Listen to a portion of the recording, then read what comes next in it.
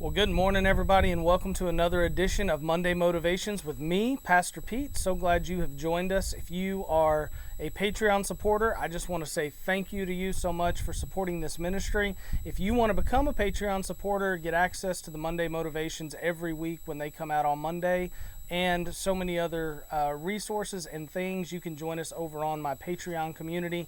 Link or website is down here in the descriptions. Just patreon.com/Pastor Pete. Listen, today I want to talk to you about fear. Fear, man, it holds so many people back. I've struggled with it. So many of us do. It leads to or is a cause of or result of anxiety and worry and so many other things. And so I want to just talk to us about it here on Monday and get us ready for the week so we don't have to live in fear. I was reminded this morning in my devotion of a story I read years ago about a man by the name of, I believe his name was Charles Blondin. I'm not sure I'm saying his last name right, but he was famous for walking a tightrope across Niagara Falls. That's kind of what he did. He was a tightrope walker. One day he was talking to a group of people who were about to watch him walk a tightrope, and he asked a man in the crowd, he said, "Do you believe I can walk across this tightrope?" And the man in the crowd said, "Yes, I believe you can."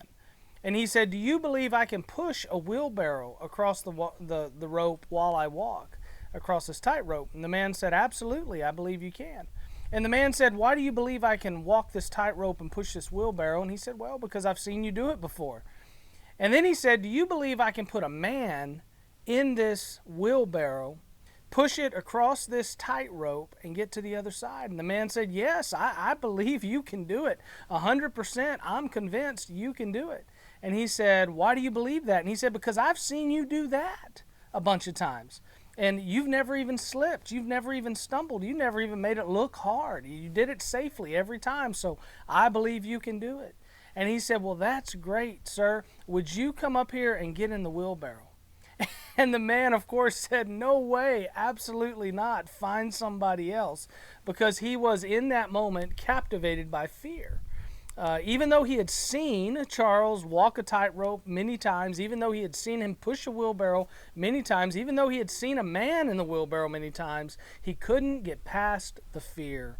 And he couldn't get up there and get in the wheelbarrow. I'm not saying I blame him, but isn't that a picture of how we are with God? We've seen God do miracles. We've watched God work in our lives and the lives of other people. And yet when God asks us to get out of the boat and walk on the water, we're fearful. When God asks us to go and witness to a friend or a family member, we're fearful. When God asks us to take a financial step of faith, we're fearful. When God asks, the story goes on, even though we've seen God do it. And so fear is a real thing, and it's something we struggle with. So I want to talk to you about three kinds of fears very quickly that I think captivate us, and I want you to be on guard for and looking out for this week. The first one is this: it's the fear of the future. The future can be exciting. When we look out into the future, we can get pumped up or we can get scared. And the future is full of unknowns, and so it's easy to be fearful of the future. Whatever it is in your future right now, maybe it's a medical diagnosis, maybe it's something going on with your kids or your marriage or whatever it is, but there's something in the future that's holding you back and keeping you fearful. Can I just remind you that you can trust God? The second one is this: fear of failure. So many times we give up before we even start because we're scared we're going to fail. We failed before. We know it hurts to fail. We don't want to fail. We don't want to disappoint other people. We don't want to disappoint ourselves. We don't want to disappoint God. So we just don't try. We just don't do anything because we're scared of the fear of failure. Can I just remind you that you're not walking anywhere in life alone? If you are a child of God, He is walking with you.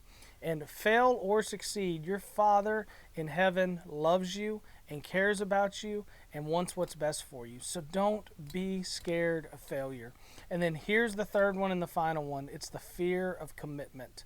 We see this in our culture now. Nobody wants to commit to anything. Recently, I was invited to a get-together of friends. I got the invitation a month in advance. I called my buddy up and said, "Yeah, we're coming." And he said, "Wow." He said, "You are the first person to call me." 3 or 4 weeks later, it was about a week before the event, he had invited over 300 people. He had only heard from 20 people. We went to the event, and there ended up being over 200 people there. But the thing is, nobody wanted to commit. Nobody wanted to RSVP. Nobody wanted to put it on their calendar and say, I'm going to be there, even though they show up. We find that in church. We see that everywhere. Nobody wants to commit. We see it in marriages. We see it with parenting. We see it in our school system. We see it in our government. We see it everywhere. There's a real fear of commitment in the lives of God's people today. So I want to encourage you. Listen, our God is the same yesterday, today, and forever. He is committed to you. You should be committed to Him and committed to His causes. If He asks you to get in the wheelbarrow and let Him push you across a tightrope, trust your Father in heaven. He is a good Father. He loves you. He cares for you. He wants what's best for you. And He is going to get you across to the other side. You've seen Him do it before. Trust Him with whatever you need to trust Him with this week. Don't be scared of the future. Don't be scared of failing. And don't be scared of commitment when it comes to the Lord. God bless you. Have a great week. I pray that everything goes your way, but even if it doesn't, and you're out there on the tightrope and things start getting a little wobbly, remember, God's got you. He's going to hold you tight. It's going to be a great week. God bless you. We'll see you next week for another edition of Monday Motivations with Pastor Pete. Bye.